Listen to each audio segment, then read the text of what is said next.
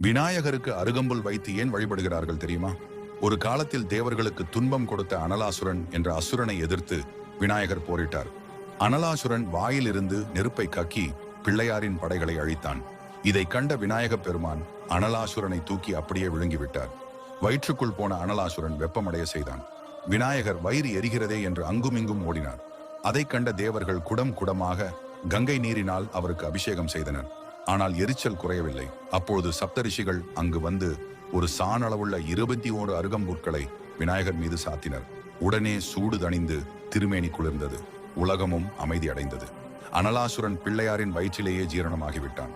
மனம் மகிழ்ந்த விநாயகர், என் அருள் வேண்டுபவர்கள் அருகம்புல்லினால் என்னை அர்ச்சனை செய்ய வேண்டும் என்று கூறினார். அன்று முதல் பிள்ளையாருக்கு அருகம்புல் அர்ச்சனை செய்யும் வழக்கம் ஏற்பட்டது. விநாயகர் பூஜை செய்வதற்கு அன்னம், மோதகம், அவல், பழங்கள் இல்லாது போனாலும் அருகம்புல்லும் தண்ணீரும்